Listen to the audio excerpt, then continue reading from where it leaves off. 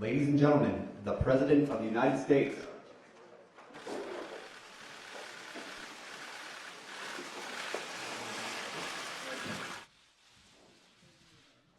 Thank you very much.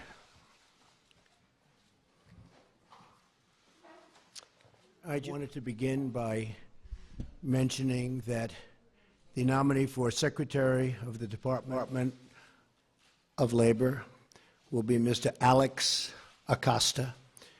He has a law degree from Harvard Law School. He's a great student, former clerk for Justice Samuel Alito, and he has had a tremendous career. He's a member and has been a member of the National Labor Relations Board and has been through Senate confirmation 3 times, confirmed, did very, very well.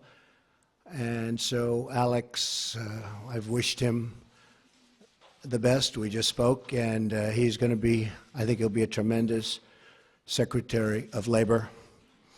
And also, as you probably heard just a little while ago, Mick Mulvaney, a former congressman, has just been approved, weeks late, I have to say that, weeks late, Office of Management and Budget, and he will be, I think, a fantastic addition.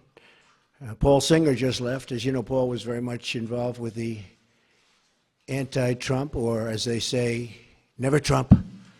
And Paul just left, and he's given us his total support. And it's all about unification. We're unifying the party, and hopefully we're going to be able to unify the country.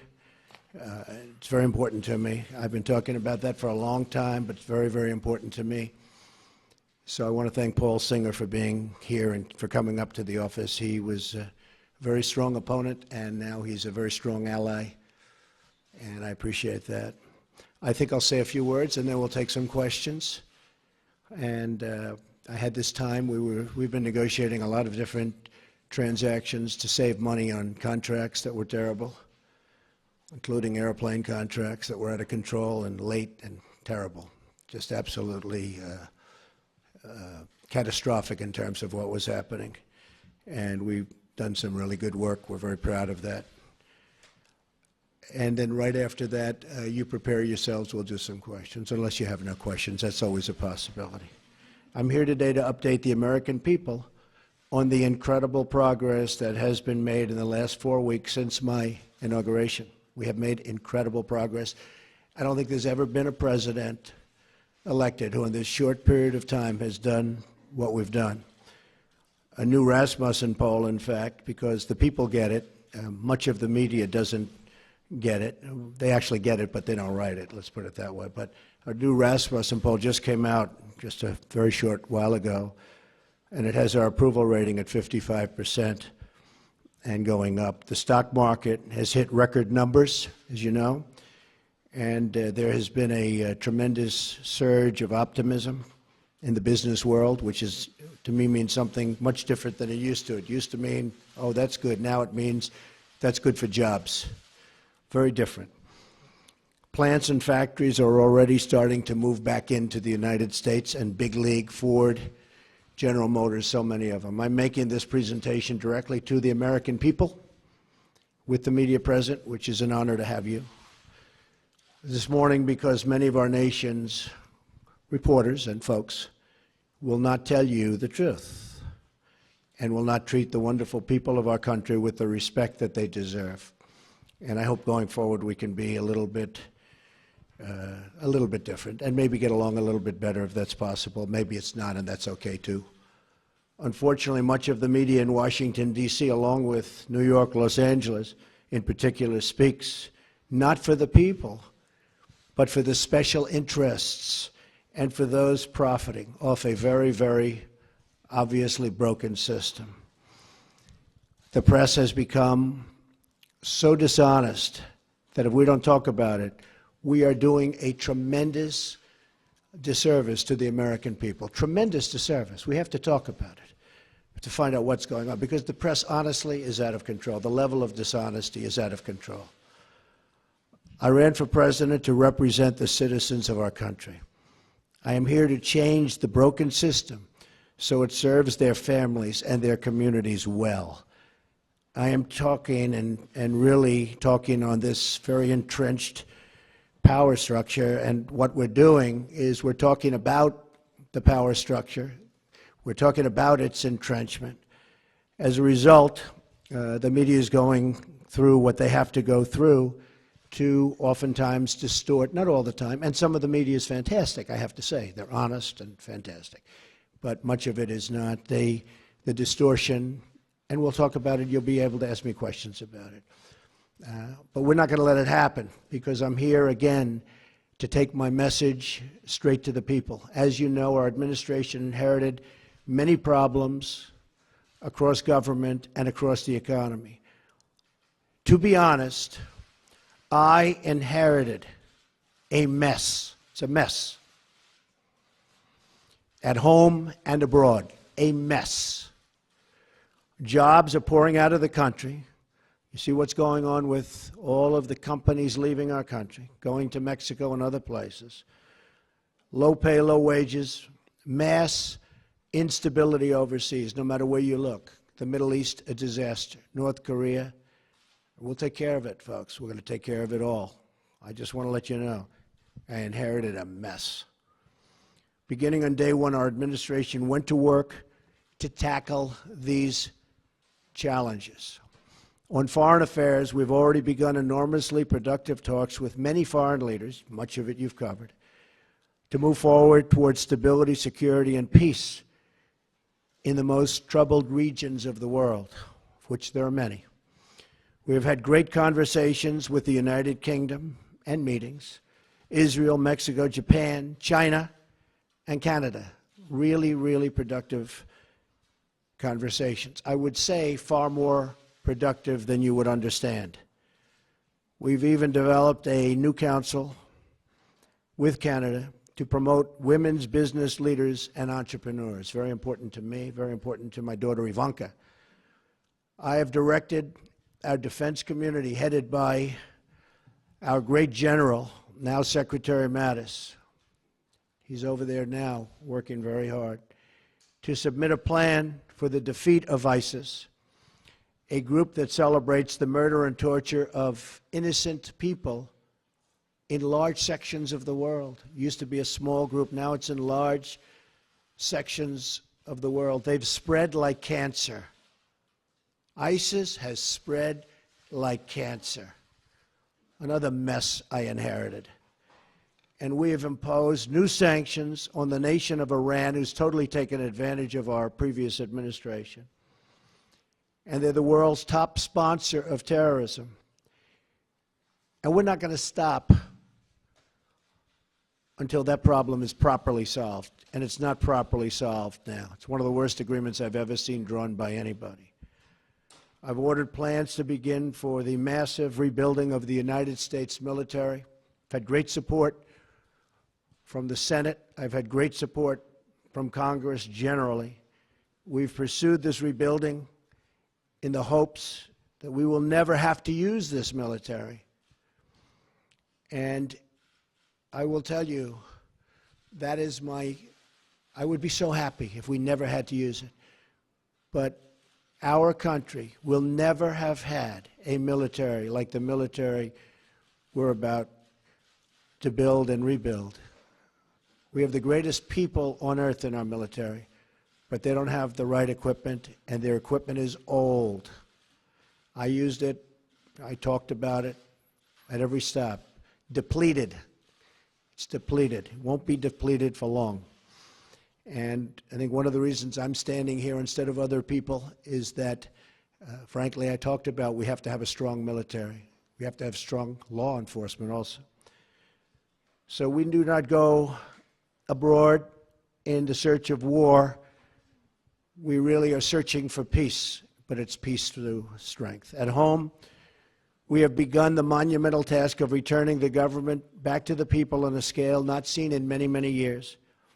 In each of these actions, I'm keeping my promises to the American people. These are campaign promises. Some people are so surprised that we're having strong borders. Well, that's what I've been talking about for a year and a half, strong borders. They're so surprised. Oh, he's having strong borders. Well, that's what I've been talking about to the press and to everybody else. One promise after another, after years of politicians lying to you to get elected. They lied to the American people in order to get elected. Some of the things I'm doing probably aren't popular, but they're necessary for security and for other reasons. And then coming to Washington and pursuing their own interests, which is more important to many politicians. I'm here following through on what I pledged to do. That's all I'm doing.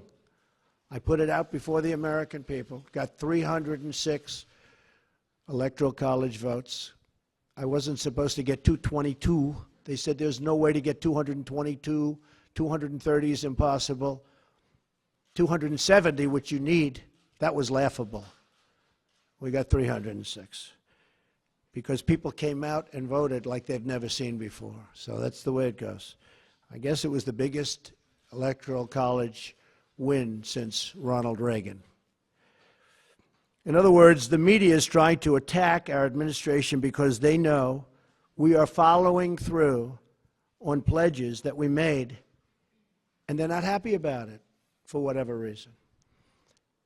But a lot of people are happy about it. In fact, I'll be in Melbourne, Florida at 5 o'clock on Saturday, and I just heard that the crowds are massive that want to be there.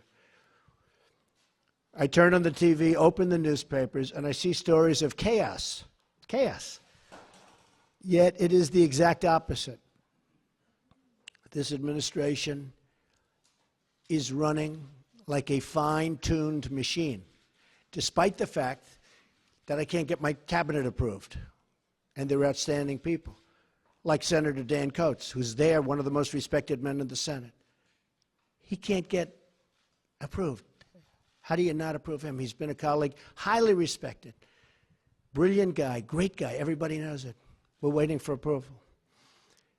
So we have a wonderful group of people that's working very hard, that's being very much misrepresented about, and we can't let that happen. So if the Democrats all you have to do is look at where they are right now. The only thing they can do is delay, because they've screwed things up royally, believe me. Let me list to you some of the things that we've done in just a short period of time. I just got here. I got here with no cabinet. Again, each of these actions is a promise I made to the American people. So we'll go over just some of them, and we have a lot happening next week and in the weeks coming. We've withdrawn from the job-killing disaster known as Trans-Pacific Partnership. We're going to make trade deals, but we're going to have one-on-one deals, bilateral. We're going to have one-on-one deals. We've directed the elimination of regulations that undermine manufacturing and called for expedited approval of the permits needed for America and American infrastructure. And that means plant, equipment, roads, bridges, factories. People take 10, 15, 20 years to get disapproved for a factory. They go in for a permit. It's many, many years. And then at the end of the process, they spend tens of millions of dollars on nonsense. And at the end of the process, they get rejected. Now, they may be rejected with me, but it's going to be a quick rejection. Not going to take years. But mostly, it's going to be an acceptance. We want plants built, and we want factories built, and we want the jobs. We don't want the jobs going to other countries. We've imposed a hiring freeze on non-essential federal workers. We've imposed a temporary moratorium on new federal regulations. We've issued a game-changing new rule that says for each one new regulation, 2 old regulations must be eliminated. Makes sense. Nobody's ever seen regulations like we have. You go to other countries and you look at industries they have and you say, let me see your regulations. And they're a fraction, just a tiny fraction of what we have. And I want regulations because I want safety, I want all environmental situations to be taken properly care of. It's very important to me. But you don't need 4 or 5 or 6 regulations to take care of the same thing. We've stood up for the men and women of law enforcement, directing federal agencies to ensure they are protected from crimes of violence. We've directed the creation of a task force for reducing violent crime in America, including the horrendous situation, take a look at Chicago and others, taking place right now in our inner cities. Horrible. We've ordered the Department of Homeland Security and Justice to coordinate on a plan to destroy criminal cartels coming into the United States with drugs. We're becoming a drug-infested nation. Drugs are becoming cheaper than candy bars, and we're not going to let it happen any longer. We've undertaken the most substantial border security measures in a generation to keep our nation and our tax dollars safe, and are now in the process of beginning to build a promised wall on the southern border. Met with General, now Secretary Kelly, yesterday, and we're starting that process. And the wall is going to be a great wall, and it's going to be a wall negotiated by me. The price is going to come down just like it has on everything else I've negotiated for the government. And we're going to have a wall that works. We're not going to have a wall like they have now, which is either non-existent or a joke. We've ordered a crackdown on sanctuary cities that refuse to comply with federal law and that harbor criminal aliens, and we've ordered an end to the policy of catch and release on the border. No more release. No matter who you are, release. We've begun a nationwide effort to remove criminal aliens, gang members, drug dealers, and others who pose a threat to public safety. We are saving American lives every single day. The court system has not made it easy for us. And are even creating a new office in Homeland Security dedicated to the forgotten American victims of illegal immigrant violence, of which there are many. We've taken decisive action to keep radical Islamic terrorists out of our country. Though parts of our necessary and constitutional actions were blocked by a judge's, in my opinion, incorrect and unsafe ruling, our administration is working night and day to keep you safe, including reporters safe, and is vigorously defending this lawful order. I will not back down from defending our country. I got elected on defense of our country, and I keep my campaign promises. And our citizens will be very happy when they see the result. They already are, I can tell you that.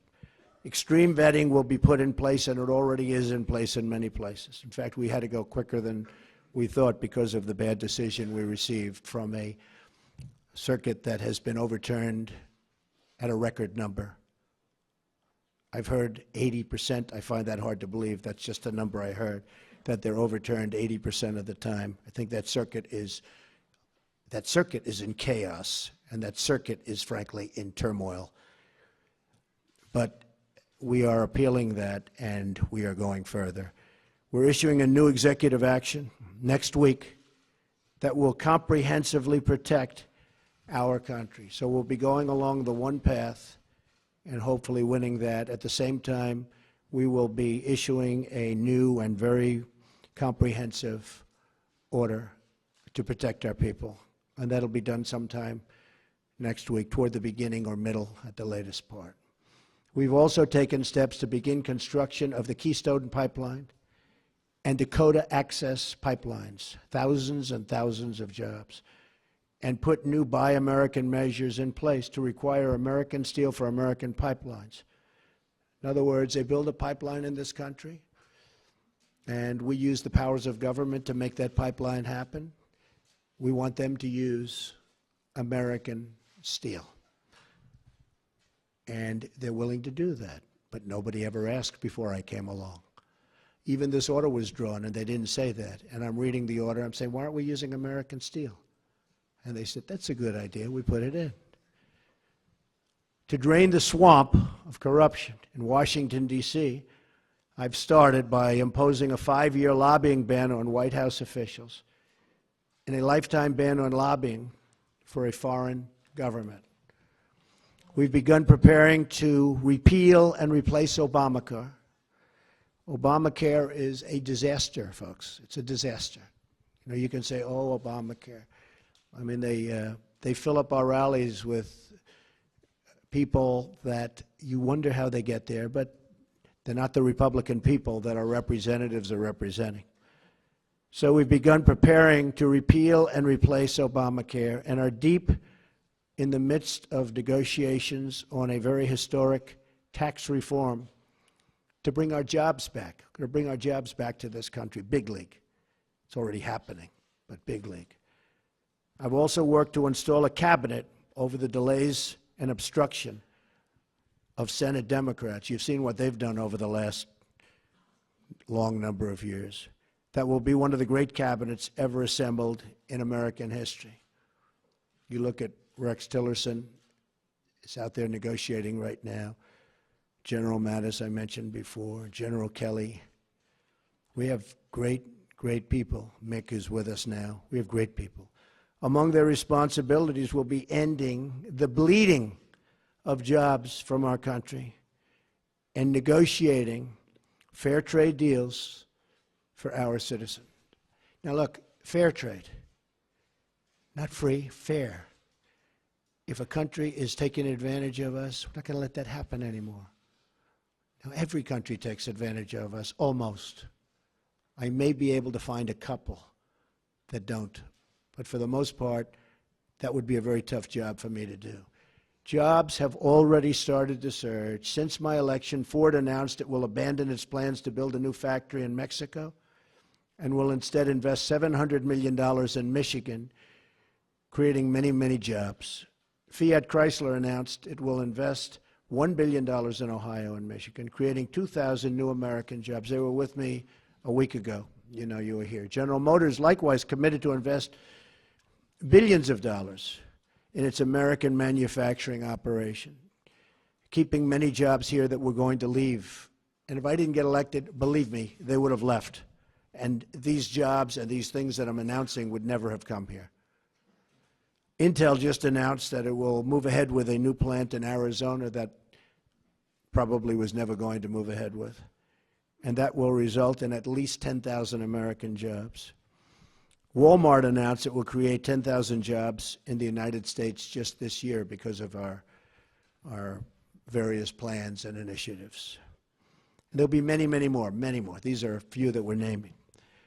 Other countries have been taking advantage of us for decades, decades and decades and decades, folks. And we're not going to let that happen anymore. Not going to let it happen.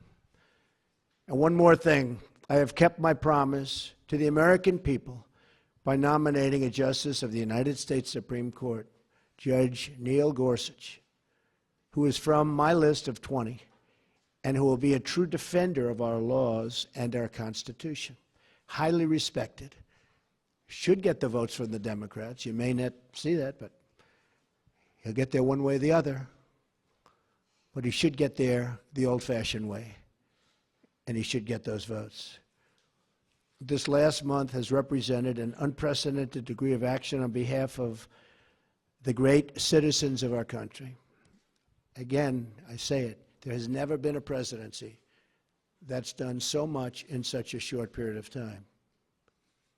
And we haven't even started the big work yet. That starts early next week. Some very big things are going to be announced next week. So we're just getting started. We will be giving a speech, as I said, in Melbourne, Florida at 5 p.m. I hope to see you there. And with that, I just say, God bless America, and let's take some questions. Mara, go ahead. You were cut off pretty violently at our last news conference. Mike Flynn is a fine person, and I asked for his resignation. He respectfully gave it. He is a man who, there was a certain amount of information given to Vice President Pence, who's with us today, and I was not happy with the way that information was given. He didn't have to do that because what he did wasn't wrong. What he did in terms of the information he saw, what was wrong was the way that other people, including yourselves in this room, were given that information. Because that was classified information, it was given illegally. That's the real problem. And, you can talk all you want about Russia, which was all a, fake news fabricated deal to try and make up for the loss of the Democrats, and the press plays right into it. In fact, I saw a couple of the people that were supposedly involved with all of this, but they know nothing about it. They weren't in Russia. They never made a phone call to Russia. They never received a phone call. It's all fake news. It's all fake news. The nice thing is I see it starting to turn, where people are now looking at the illegal, all right, I think it's very important, the illegal giving out classified information. It was, and let me just tell you, it was given out like so much. I'll give you an example. I called, as you know, Mexico. It was a very, very confidential, classified call, but I called Mexico. And in calling Mexico, I figured, oh, well, that's nice. I spoke to the president of Mexico, had a good call. All of a sudden, it's out for the world to see. It's supposed to be secret. It's supposed to be either confidential or classified in that case. Same thing with Australia. All of a sudden, people are finding out exactly what took place. The same thing happened with respect to General Flynn. Everybody saw this. And I'm saying, the first thing I thought of when I heard about it is, how does the press get this information that's classified? How do they do it? You know why? Because it's an illegal process, and the press should be ashamed of themselves. But more importantly, the people that gave out the information to the press should be ashamed of themselves. Really ashamed. Yes, go ahead. Because when I looked at the information, I said, I don't think he did anything wrong. If anything, he did something right. He was coming into office. He looked at the information. He said, that's fine. That's what they're supposed to do. They're supposed to be, and he didn't just call Russia. He called and spoke to both ways. I think there were 30-some-odd countries. He's doing the job. He was just doing his job. The thing is, he didn't tell our vice president properly, and then he said he didn't remember. So either way, it wasn't very satisfactory to me. And I have somebody that I think will be outstanding for the position, and that also helps, I think, in the making of my decision. But he didn't tell the Vice President of the United States the facts, and then he didn't remember, and that just wasn't acceptable to me. Yes.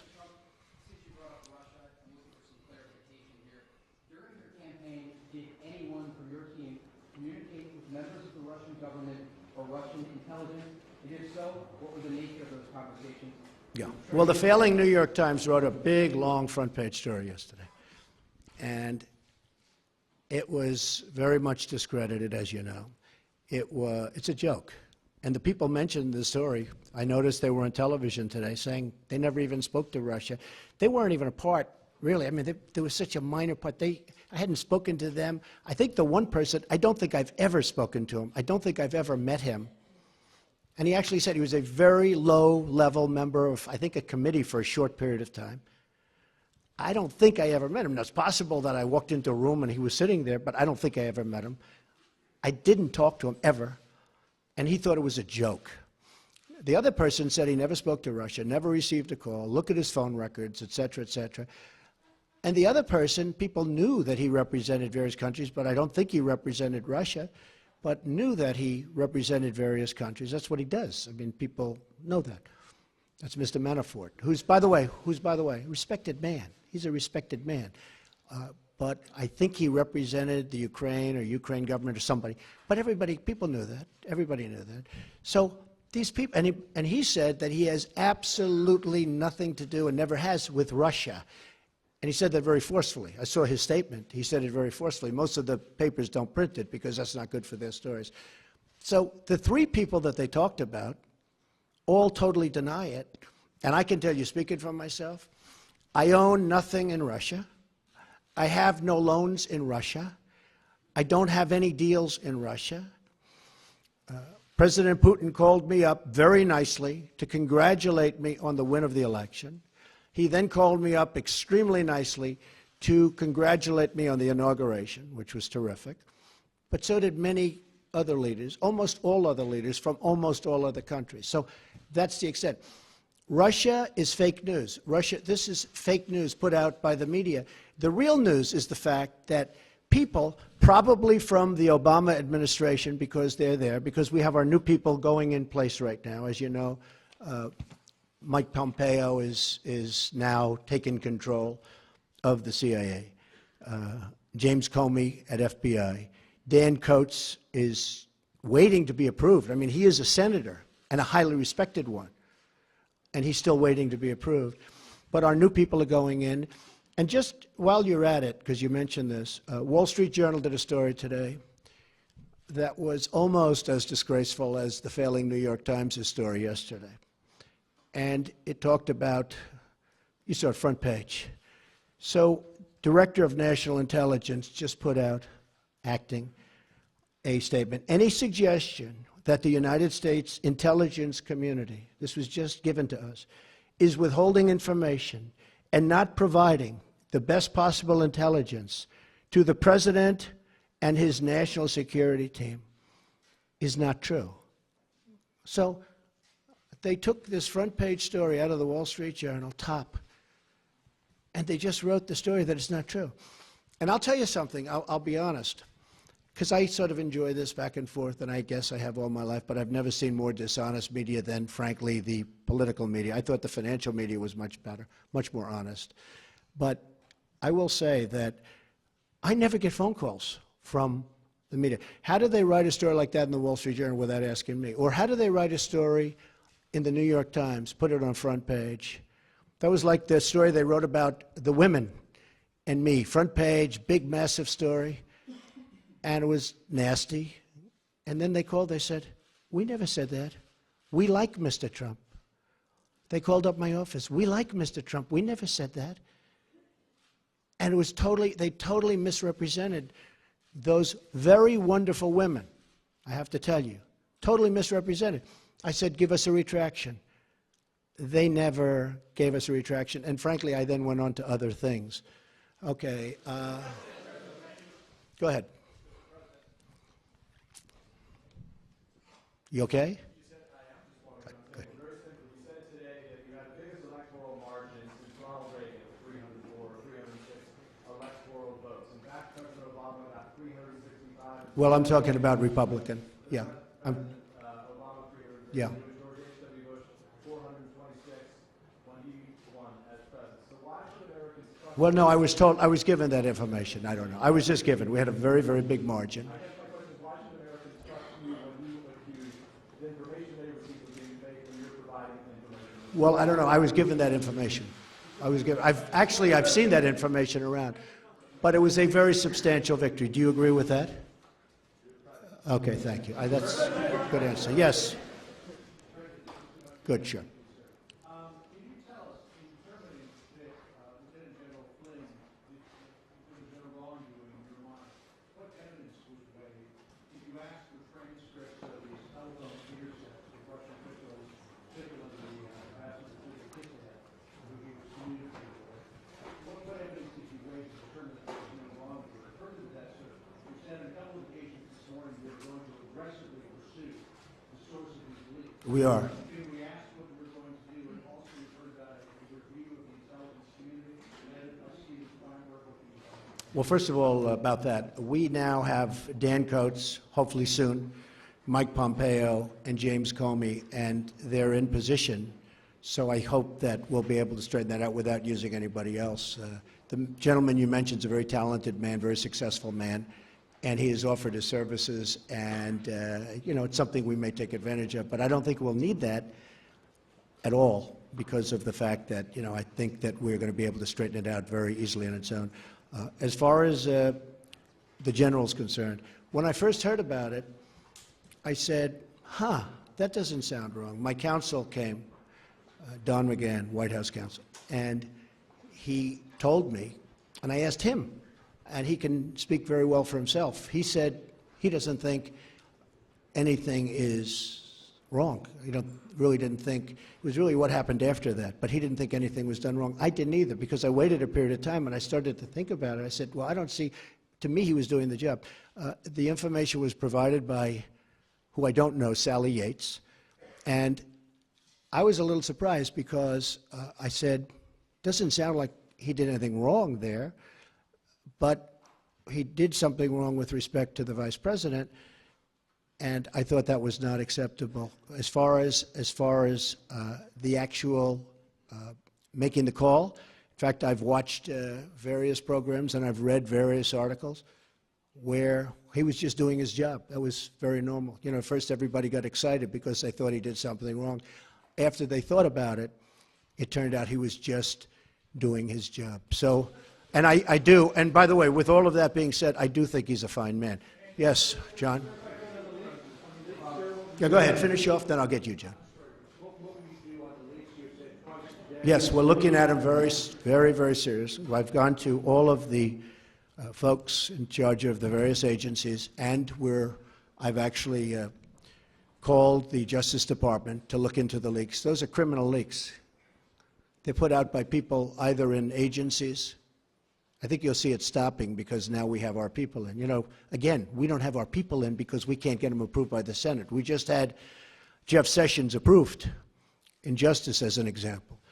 So we are looking into that very seriously. It's a criminal act. You know what I say? When I was called out on Mexico, I was shocked because all this equipment, all this incredible phone equipment. When I was called out on Mexico, I was really, really surprised.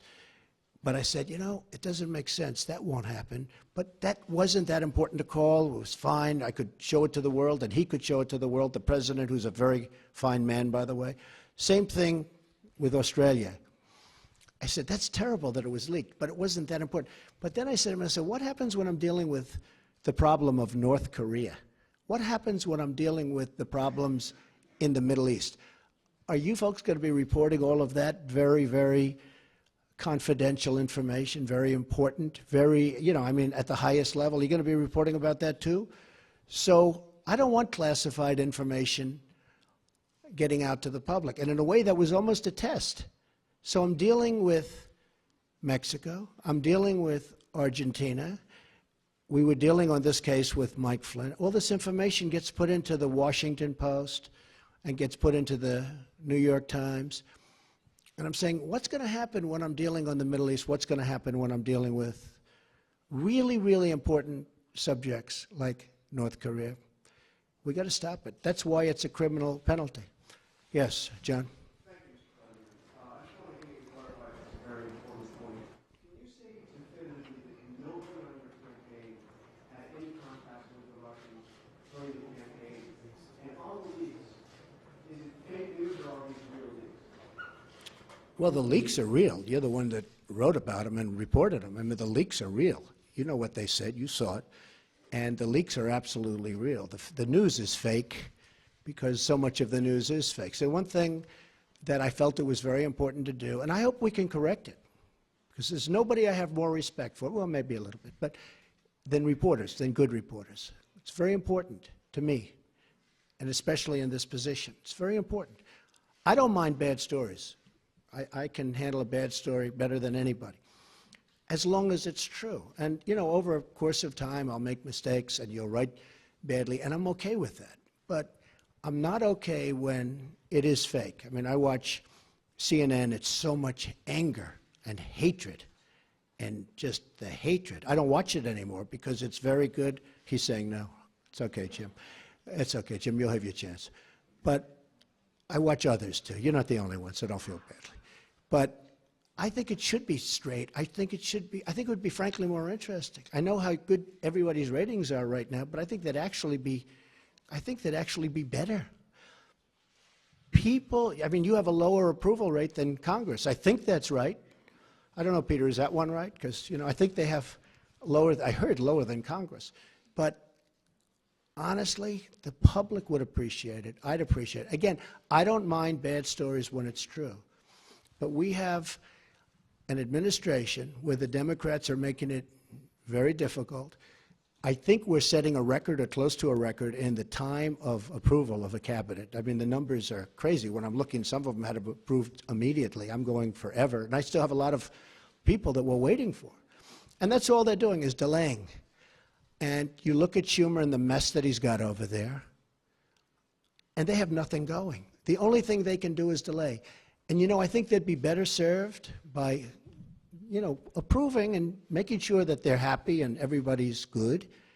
And sometimes, I mean, I know President Obama lost 3 or 4, and you lose them on the way, and that's okay. That's fine.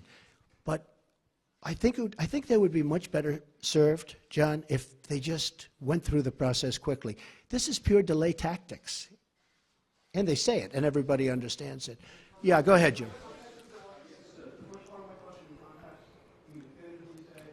Well, I had nothing to do with it. I have nothing to do with Russia. I told you, I have no deals there. I have no anything. Now, when WikiLeaks, which I had nothing to do with, comes out and happens to give, they're not giving classified information. They're giving stuff, what was said in an office about Hillary cheating on the debates, which, by the way, nobody mentions. Nobody mentions that Hillary received the questions to the debates. Can you imagine, seriously, can you imagine if I received the questions? It would be the electric chair. Okay? He should be put in the electric. You would even call for the reinstitution of the death penalty, okay? Maybe not you, John. Yes, we'll do you next, Jim. I'll do you next. Yes, yes? Sure. No, I didn't. No, I didn't. No, I didn't. But Mike, excuse me. No, I fired him because of what he said to Mike Pence. Very simple. Mike was doing his job. He was calling countries and his counterparts. So it certainly would have been okay with me if he did it. I would have directed him to do it if I thought he wasn't doing it.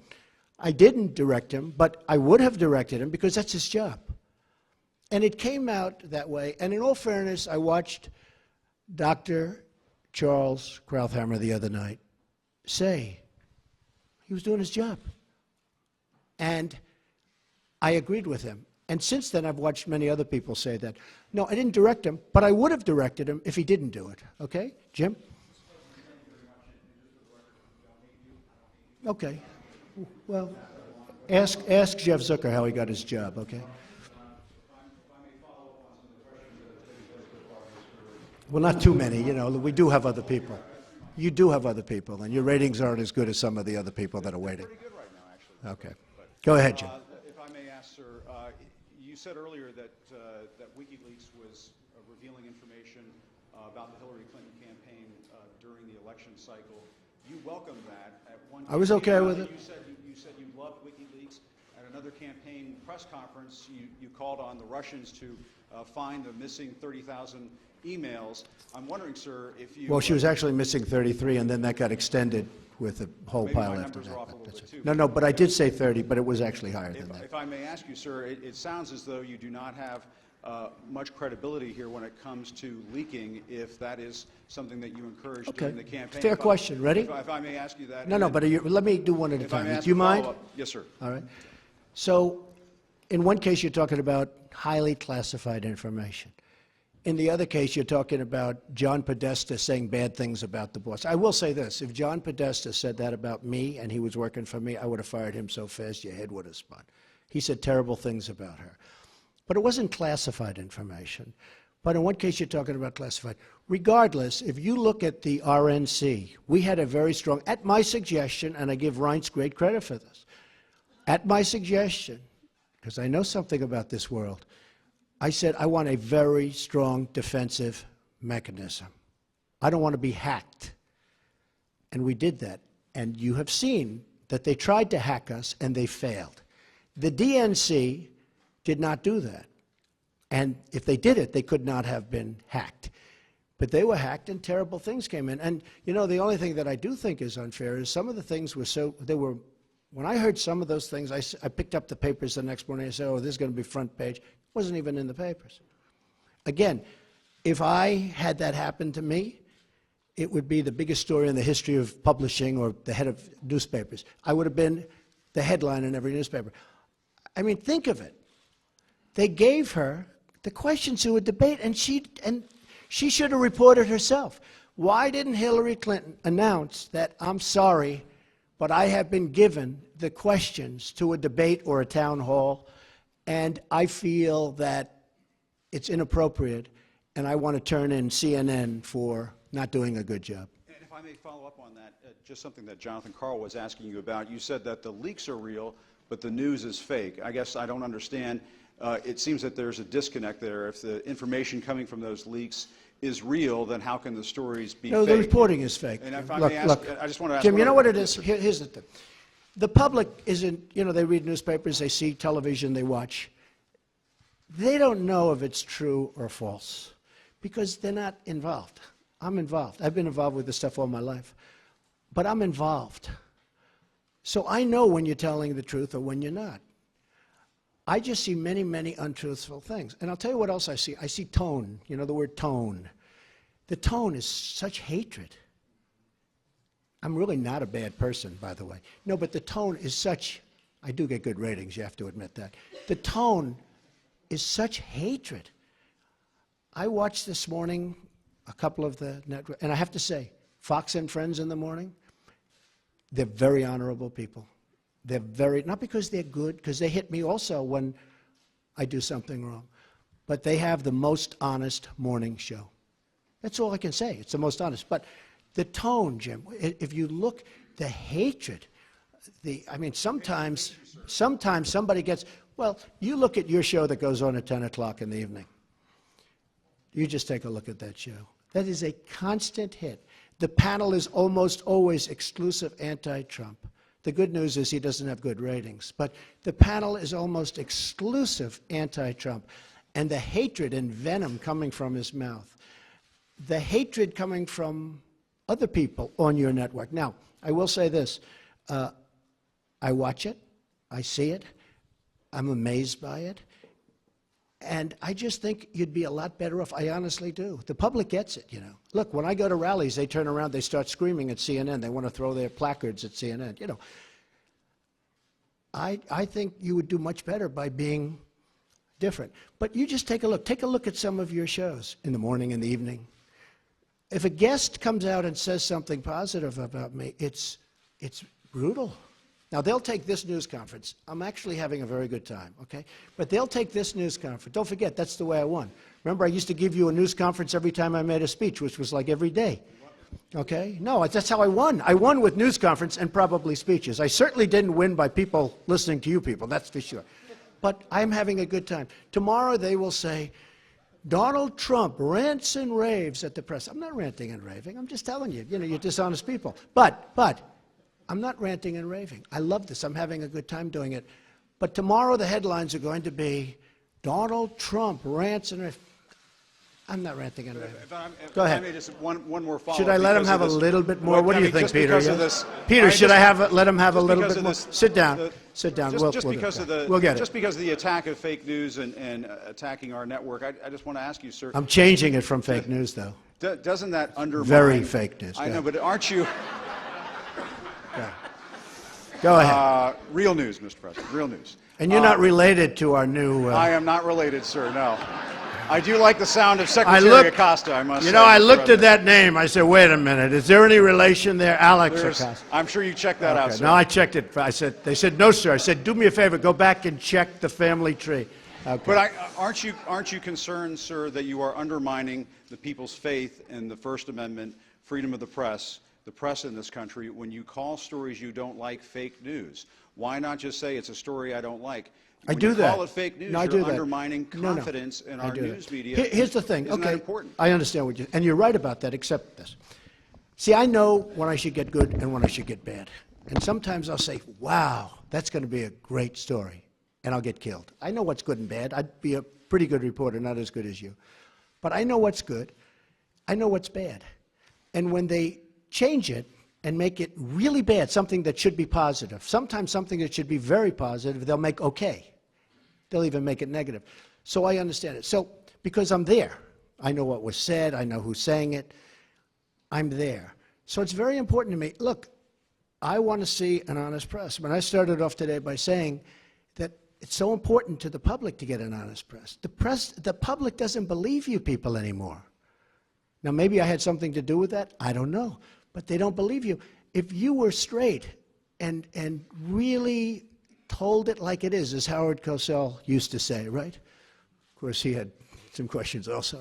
But if you were straight, I would be your biggest booster. I would be your biggest fan in the world, including bad stories about me.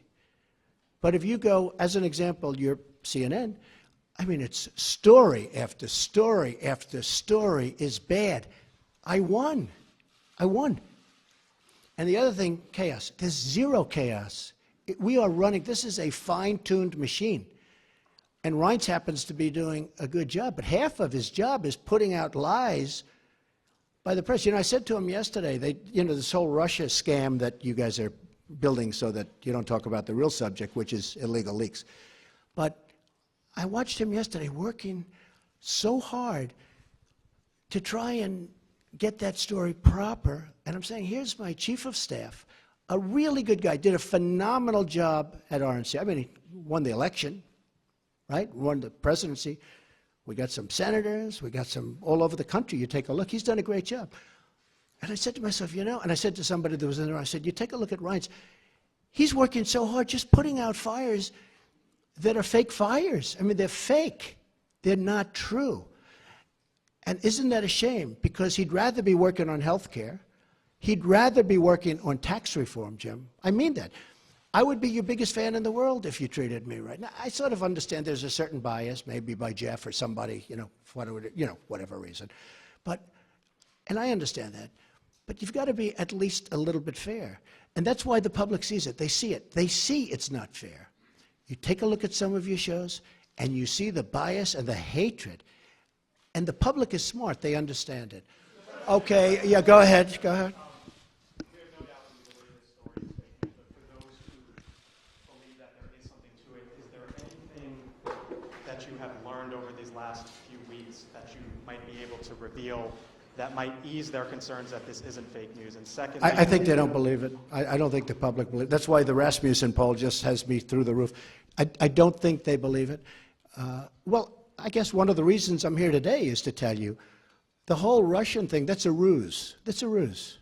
And by the way, it would be great if we could get along with Russia, just so you understand that.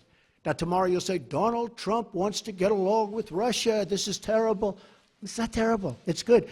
We had Hillary Clinton try and do a reset. We had Hillary Clinton give Russia 20% of the uranium in our country. You know what uranium is, right? It's a thing called nuclear weapons and other things, like lots of things are done with uranium, including some bad things. Nobody talks about that. I didn't do anything for Russia. I've done nothing for Russia. Hillary Clinton gave them 20% of our uranium. Hillary Clinton did a reset. Remember with the stupid plastic button that made us all look like a bunch of jerks? Here, take a look. He looked at her like, what the hell is she doing with that cheap plastic button? Hillary Clinton, that was a reset. Remember it said reset? Now, if I do that, oh, I'm a bad guy. If we could get along with Russia, that's a positive thing. We have a very talented man, Rex Tillerson, who's going to be meeting with them shortly. And I told him, I said, I know politically it's probably not good for me. Hey, the greatest thing I could do is shoot that ship that's 30 miles offshore right out of the water. Everyone in this country is going to say, oh, it's so great. That's not great. That's not great. I would love to be able to get along with Russia. Now, you've had a lot of presidents that haven't taken that tack. Look where we are now. Look where we are now. So, if I can. Now, I love to negotiate things. I do it really well and all that stuff. But it's possible I won't be able to get along with Putin. Maybe it is. But I want to just tell you, the false reporting by the media, by you people, the false, horrible, fake reporting, makes it much harder to make a deal with Russia. And probably Putin said, you know, he's sitting behind his desk, and he's saying, you know, I see what's going on in the United States. They follow it closely. It's going to be impossible for President Trump to ever get along with Russia because of all the pressure he's got with this fake story, okay? And that's a shame. Because if we could get along with Russia, and by the way, China and Japan and everyone, if we could get along, it would be a positive thing, not a negative thing. Mr. President, since you Tax reform is going to happen fairly quickly. We're doing Obamacare. We're in final stages. We should be submitting the initial plan in March, early March, I would say. And we have to, as you know, statutorily and for reasons of budget, we have to go first. It's not like, frankly, the tax would be easier, in my opinion, but for statutory reasons and for budgetary reasons, we have to submit the health care sooner. So we'll be submitting health care sometime in early March, mid-March, and after that, we're going to come up, and we're doing very well on tax reform. Yes. Mr. President, you mentioned Russia. Let's talk about some serious issues that have come up in the last week that you have had to deal with as President of the United States. Okay. You mentioned the vessel, the spy vessel off the coast of the United States. Not good. There was a ballistic missile test that many interpret as Not a good. violation of an Not agreement good. between the two countries, and a Russian plane buzzed a U.S. destroyer. Not good. I listened to you Excuse me. during the Excuse me. campaign. When did it happen? It happened when, if you were Putin right now, you would say, hey, we're back to the old games with the United States. There's no way Trump can ever do a deal with us because you have to understand, if I was just brutal on Russia right now, just brutal, people would say, you would say, oh, isn't that wonderful? But I know you well enough. Then you would say, oh, he was too tough. He shouldn't have done that. Look, I'm just all trying of to the find out things, your wait a minute, orientation wait, to those. excuse me just I'm one just trying to second. find out what All you're of gonna do those about it, Mr. things that you President. mentioned are very recent. Because probably Putin assumes that he's not going to be able to make a deal with me because it's politically not popular for me to make a deal. So Hillary Clinton tries a reset. It failed. They all tried. But I'm different than those people. Go ahead. How are you interpreting those moves, and what do you intend to do about them? Just have you the way given I said Rex it. Tillerson any advice or counsel I on have. how to deal? I have. And I'm so beautifully represented. I'm so honored that the Senate approved him. He's going to be fantastic. Yes, I think that I've Is already... Putin testing you, do you believe, sir? No, I don't think so. I think Putin probably assumes that he can't make a deal with me anymore because politically it would be unpopular for a politician to make a deal. I can't believe I'm saying I'm a politician, but I guess that's what I am now. Because, look, it would be much easier for me to be tough on Russia, but then we're not going to make a deal. Now, I don't know that we're going to make a deal. I don't know. We might not. But it would be much easier for me to be so tough. The tougher I am on Russia, the better. But you know what? I want to do the right thing for the American people. And to be honest, secondarily, I want to do the right thing for the world. If Russia and the United States actually got together and got along, and don't forget, we're a very powerful nuclear country, and so are they. There's no upside. We're a very powerful nuclear country, and so are they. I've been briefed, and I can tell you one thing about a briefing that we're allowed to say because anybody that ever read the most basic book can say it. Nuclear holocaust would be like no other. They're a very powerful nuclear country, and so are we. If we have a good relationship with Russia, believe me, that's a good thing, not a bad So thing. when you say they're not good, do you mean that Who they did are I say under... is not good? No, when I read off the three things that have recently happened. No, Each it's one of them not you said good, they're but they not happen. good. But do they damage the relationship? They Do all undermine happened recently. No, I'm this going to country's see what ability happens. to work with Russia? They all happened recently, and I understand what they're doing because they're doing the same thing. Now, again, maybe I'm not going to be able to do a deal with Russia, but at least I will have tried. And if I don't, does anybody really think that Hillary Clinton would be tougher on Russia than Donald Trump? Does anybody in this room really believe that? Okay? But I tell you one thing, she tried to make a deal. She had the reset. She gave all that valuable uranium away. She did other things. You know, they say I'm close to Russia. Hillary Clinton gave away 20% of the uranium in the United States. She's close to Russia. Can we You know what I gave to Russia? You know what I gave? Nothing. Can we conclude there'll be no response to these particular provocations? Yeah, I'm not going to tell you anything about what response I do. I don't talk about military response. I don't say I'm going into Mosul in 4 months. We are going to attack Mosul in 4 months. Then 3 months later, we're going to attack Mosul in 1 month. Next week, we are going to attack Mosul. In the meantime, Mosul is very, very difficult. You know why? Because I don't talk about military, and I don't talk about certain other things. You're going to be surprised to hear that. And by the way, my whole campaign, I'd say that. Right. So I don't have to tell you. There I will don't be a want to be one of response. these guys that say, yes, here's what we're going to do. I don't have to do that. There will I don't be a have to res- tell in other you what words, I'm there going will to be a do in North response, Korea. Mr. Wait a President. minute. I don't have to tell you what I'm going to do in North Korea. And I don't have to tell you what I'm going to do with Iran. You know why? Because they shouldn't know. And eventually you guys are going to get tired of asking that question. So when you ask me, what am I going to do with the ship, the Russian ship as an example, I'm not going to tell you. But hopefully I won't have to do anything. But I'm not going to tell you. Okay. Thanks. Can I just ask you, thank you very much, Mr. President. Where are you from? BBC. Okay. Here's another beauty. It's a good line. Impartial, free and fair. Yeah, sure. Mr. President, Just like CNN, right? on the travel ban, we could banter back and forth. On the travel ban, would you accept that that was a good example of the smooth running of government? Yeah, I do. Let me tell you about the travel. Were there any mistakes in that? Wait. I know who you are. Just wait. Let me tell you about the travel ban. We had a very smooth rollout of the travel ban, but we had a bad court. We got a bad decision. We had a court that's been overturned, again, maybe wrong, but I think it's 80% of the time, a lot.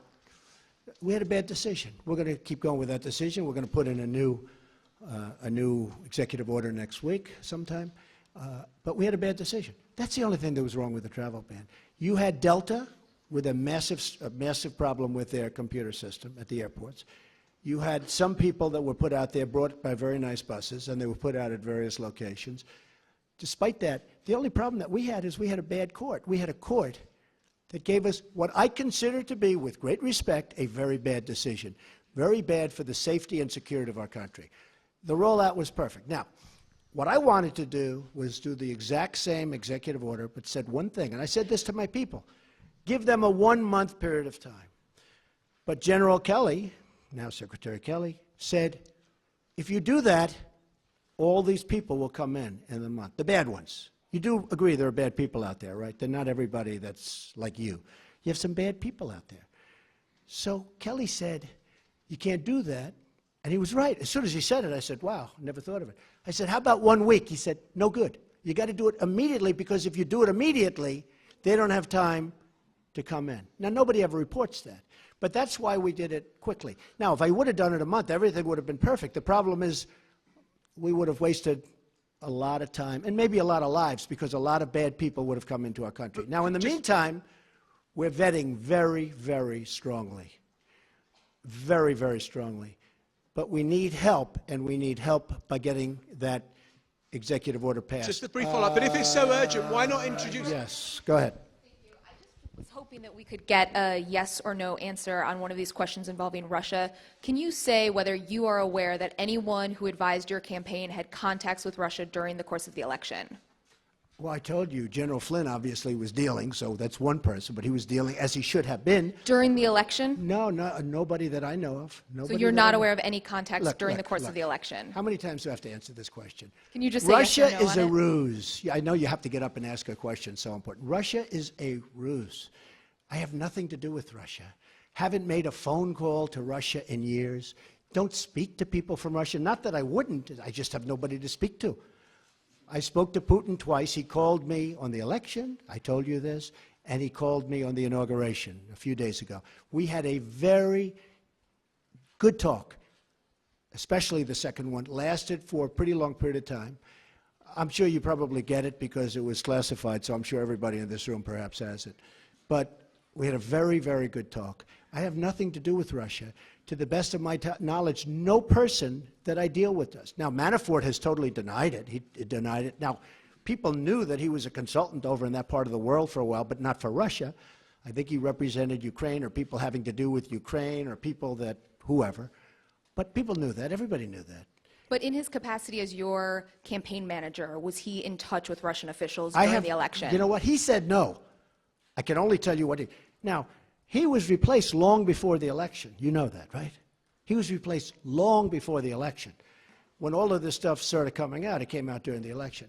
But Paul Manafort, who's a good man also, by the way, Paul Manafort was replaced long before the election took place. He was only there for a short period of time. Okay. How much longer should we stay here, folks? 5 more minutes. Is that okay? 5? Wait, let's see. I want to find a friendly reporter. Used to say it was John. Are you a friendly reporter? Watch how friendly he is. Wait. Watch how friendly he is. Go ahead. Go ahead. So, first of all, my name is Jake Turks from Omni Magazine, and I just had what so many colleagues may have been reporting. I haven't seen anybody in my community accuse either yourself or anyone on your staff of being anti-Semitic. We understand that you have two grandchildren who are very Zaydi. Thank you. However, What we are concerned about, and what we haven't really heard being addressed, is an update in anti-Semitism and how the government is trying to take care of it. There's been a report out that 48 bomb threats have been made against Jewish centers all across the country in the last couple of weeks. There are people who are committing anti-Semitic acts or threatening to... You see, he said he was going to ask a very simple, easy question. And it's not. It's not. Not a simple question, not a fair question. Okay, sit down. I understand the rest of your question. So here's the story, folks. Number one, I am the least anti-Semitic person that you've ever seen in your entire life. Number two, racism, the least racist person. In fact, we did very well relative to other people running as a Republican. Quiet, quiet, quiet. See, he lied about he was going to get up and ask a very straight, simple question. So, you know, it's welcome to the world of the media. But let me just tell you something, that I hate the charge. I find it repulsive. I hate even the question, because people that know me, and you heard the Prime Minister, you heard Netanyahu yesterday. Did you hear him? Bibi. He said, I've known Donald Trump for a long time. And then he said, forget it. So you should take that instead of having to get up and ask a very insulting question like that. Yeah, go ahead. Go ahead. Go ahead. Thank you. I'm Lisa from the PBS. See, it just shows you about the press, but that's the way the press is. Thank you, Mr. President. Lisa Desjardins from the PBS NewsHour. Good. On national security and immigration, can you give us more details on the executive order you plan for next week, even its broad outlines? Yeah. Will it be focused on specific very fair countries? question. And in addition, on the DACA program for immigration, Right. what is your plan? Do you plan to continue that program or to end it? We're going to show great heart. DACA is a very, very difficult subject for me, I will tell you. To me, it's one of the most difficult subjects I have, because you have these incredible kids, in many cases, not in all cases. In some of the cases, they're having DACA and they're gang members and they're drug dealers too. But you have some absolutely incredible kids, I would say mostly. They were brought here in such a way. It's a very, very tough subject. We are going to deal with DACA with heart. I have to deal with a lot of politicians, don't forget. And I have to convince them that what I'm saying is right.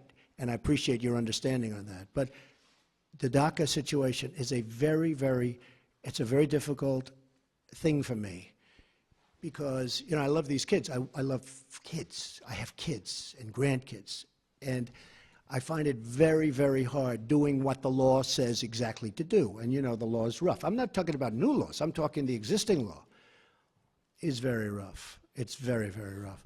As far as the new order is going to be very much tailored to what I consider to be a very bad decision, but we can tailor the order to that decision and get just about everything, in some ways more, but we're tailoring it now to the decision. We have some of the best lawyers in the country working on it, and the new executive order is being tailored to the decision we got down from the court. Okay?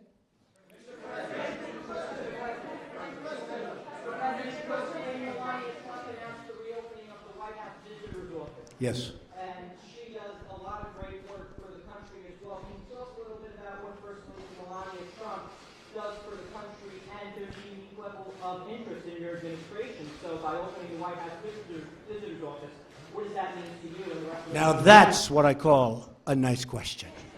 That is very nice. Who are you with? Good, I'm going to start watching, all right? Thank you very much. Melania is terrific. She was here last night. We had dinner with Senator Rubio and his wife, who is, by the way, lovely. And we had a really good discussion about Cuba, because we have very similar views on Cuba.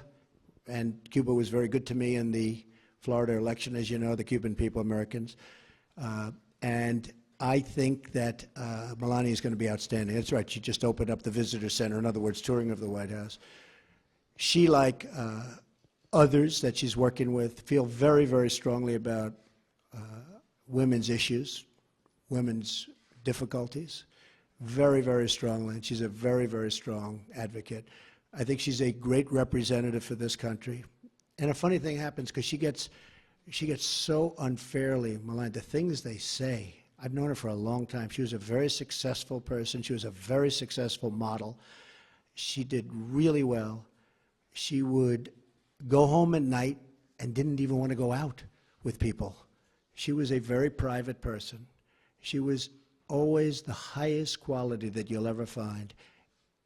And the things they say, and I've known her for a long time, the things they say are so unfair. And actually, she's been apologized to, as you know, by various media, because they said things that were lies.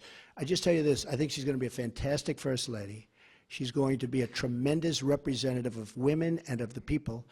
And helping her and working her will be Ivanka, who is a fabulous person and a fabulous, fabulous woman. And they're not doing this for money. They're not doing this for pay. They're doing this because they feel it, both of them. And Melania goes back and forth, and after Barron finishes school, because it's hard to take a child out of school with a few months left, she and Barron will be moving over to the White House. Okay? Thank you. It's a very nice question. Go ahead. Yes. Hi. Oh, this is going to be a bad question, but that's okay. No, it's not going to be a bad Good, question. because I enjoy watching you on television. Go ahead. Well, thank you so much. Mr. President, I need to find out from you, you said something as it relates to inner cities. That was one of your platforms during your campaign. Now Fix the inner cities. Yeah. Fixing the inner cities. What will be that fix in your urban agenda, as well as your HBCU executive order that's coming out this afternoon? Now, see, it wasn't bad, was it? That was very professional and very good. Oh, Yeah, very we'll be professional, announcing yes. the order in a little while, and I'd rather let the order speak for itself, but it'll be something I think that will be very good for everybody concerned. But we'll talk to you about that after we do the announcement. As far as the inner cities, as you know, I was very strong on the inner cities during the campaign. I think it's probably what got me a much higher percentage of the African-American vote than a lot of people thought I was going to get.